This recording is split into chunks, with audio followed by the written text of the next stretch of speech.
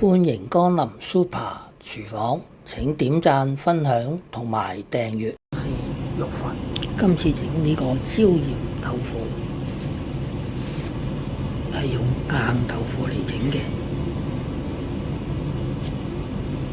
豆腐除去包裝，略為清洗，跟住用刀切開兩件，再切為一磚磚，用廚房紙將啲豆腐抹乾。呢啲就係已經抹乾咗嘅豆腐啦。約莫落3至4羹嘅粟粉，再加入1茶匙嘅鹽，用筷子將啲粉攪勻，咁樣就可以將啲豆腐上粉啦。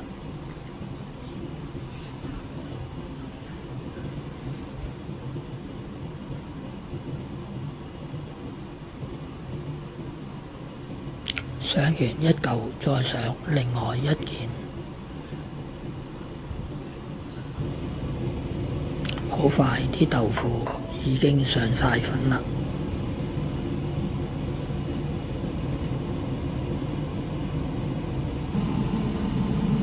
落油，開大咗火，用筷子測試油溫，放隻筷子落去，見到隻筷子已經起泡啦，咁表示啲油已經熱啦。咁我哋就放啲豆腐落去，半煎炸，慢慢煎，唔好心急。如果唔係，就好容易整爛啲豆腐啦。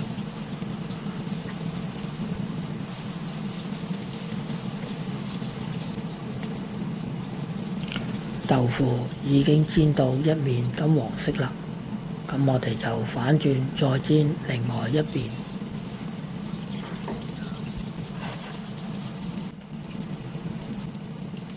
好快啲豆腐已經煎到4面金黃色啦，咁樣我哋就可以夾起佢㗎啦。預備啲蒜蓉同埋薑蓉。跟住啲葱切一粒粒，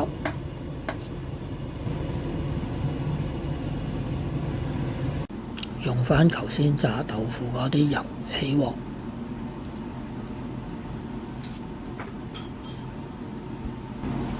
落蒜蓉同埋薑米，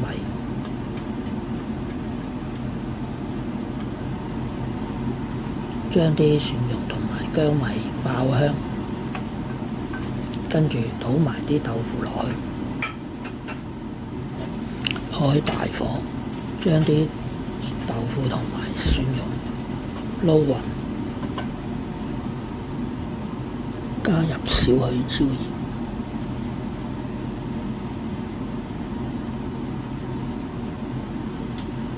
將佢炒勻。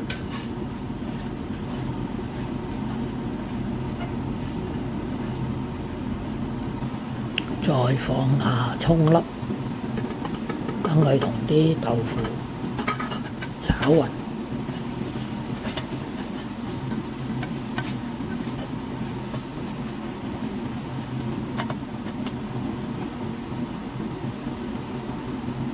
咁樣就可以上碟啦。